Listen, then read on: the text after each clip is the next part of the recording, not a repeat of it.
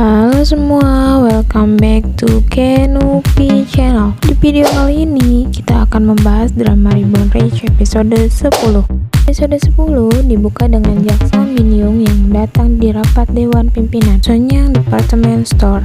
Ia datang untuk memberitahu kalau kejaksaan mendapatkan bukti laporan palsu terhadap Hwa Young. Bahkan ia memiliki bukti rekaman percakapan antara Hwa Young dan orang kepercayaan, yakni Baek Sang Mo, mengenai penggelapan uang pasaraya. Hwa Young sangat kaget dengan rekaman suara tersebut, dan dengan rekaman tersebut pula bisa membuktikan bahwa Hwa Young memang bersalah atas penggelapan dana. Dengan begitu, yang terbukti melakukan laporan palsu adalah berasal dari Jin Hwa Young, bukan dari Miracle. Do Jun menemui Hwa Young, namun Hwa Young bersikeras tetap tidak mau memberikan sahamnya kepada Do Jun, walaupun ia harus dipenjara sekalipun. Do Jun terus memberikan ancaman kepada bibinya bahwa Hwa Young akan membusuk di penjara dan saham pasaraya akan menjadi tidak berharga. Bahkan, jika bibinya tersebut gagal membayar bulan ini, pasaraya akan mengalami kebangkrutan. Kreditor serta bank akan melidukasi anak perusahaan yang masih layak. Do Jun mempertanyakan kepada bibinya, apabila semua itu terjadi, apakah Yang Chul akan menerimanya kembali? Dan karena ulah Hwa Young pun, karir politik suaminya juga akan berakhir. Do Jun memberikan kesempatan terakhir kepada bibinya untuk menyerahkan saham. Hwa Young dengan sangat kesal bertanya kepada Do Jun, kenapa harus dia dan kenapa harus Sonyang Department Store. Bahkan dengan entingnya dia berucap tidak pernah berbuat salah kepada Do Jun.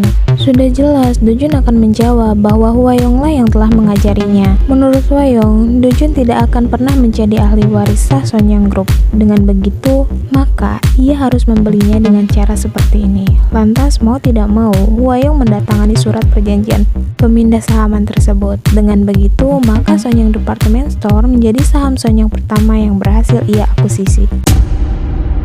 Jin Yang Chul beserta Do Jun melakukan kunjungan ke Sonyang Department Store. Dalam perbincangannya dengan Do Jun, Yang Chul mengatakan agar Do Jun merahasiakan ucapannya ini.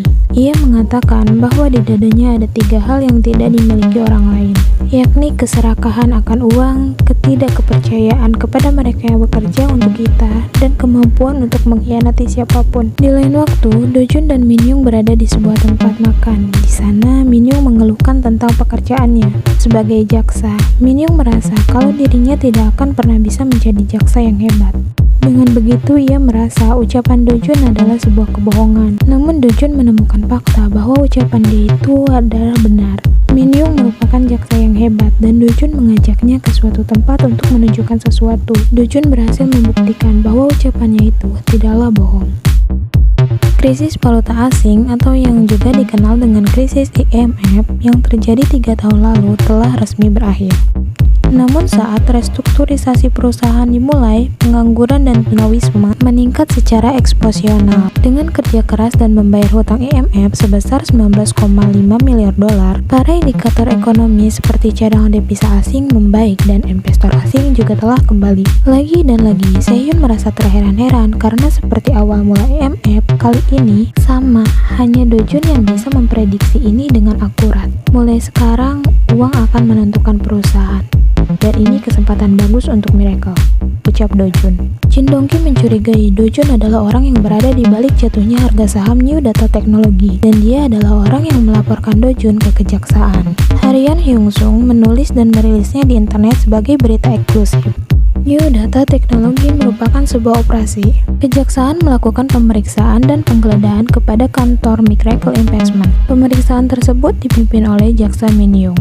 Akibat kejadian ini, kemarahan publik terhadap keluarga Sonyang semakin memuncak. Para investor meninggalkan Miracle hingga perusahaan tersebut menanggung kerugian yang besar. Dongki berencana membuat Sonyang Securities dan berencana mengambil alih Miracle. Do Jun akhirnya membuat keputusan bahwa ia akan menarik semua investasinya di luar negeri. Namun Sehun menolaknya karena saham luar negeri memberinya keuntungan yang stabil. Tetapi Do Jun tetap pada pendiriannya. Hal tersebut juga agar Miracle dapat terhindar dari krisis. Apalagi dia mengetahui apa yang akan terjadi di tanggal 9 September. Usaha awal Dongki sepertinya mulai menunjukkan hasil. Dia meniru semua portofolio investasi Miracle. tanpa dia tahu apa yang akan terjadi selanjutnya. Serangan September pun terjadi. Karena hal itu, Dongki mengalami kerugian yang sangat besar dan pasar saham Korea tutup selama 3 jam. Dongki memerintahkan agar ketika pasar itu dibuka dan segera menjual saham yang sensitif. Bahkan saham Dongki yang berada di New York yang ada di portofolio Miracle merupakan bisnis yang paling merugi. Dojun memberikan donasi kepada korban serangan tersebut. Sehyun memberikan usulan untuk membeli put option. Namun, menurut analisa Dojun, ketika pasar dibuka, orang akan berlomba menjual apapun yang mereka miliki. Maka ia akan membawa arus dengan membeli blue chip, dan terbukti hal tersebut berhasil. Dojun datang menemui Dongki untuk menawarkan membeli Sunyang Investment. Dongki banyak kehilangan lebih dari 10 juta dolar dari investasi spekulatif put option, dan mereka meminta pertanggungjawaban Dongki. Dojun memberikan gambaran jika mereka mengambil alih dan menunjukkan ahli investasi, kemungkinan buruk bisa dihindari. Mau tidak mau, pamannya tersebut akhirnya mendatangani itu. Keesokan harinya, Yang Chul dan Dojun sedang dalam perjalanan untuk mengikuti jumpa pers. Yang Chul memberitahu kepada Dojun kalau dia akan menyerahkan Sunyang Investment kepadanya. Namun, dalam perjalanan, sebuah mobil dengan sengaja menabrak mereka, dan sebuah truk besar pun menabrak mobil mereka. Sesaat sebelum ditabrak oleh truk, Dojun menyadari mengapa saat dia menjadi Yunwoo tidak mengetahui siapa keturunan dari kode 42.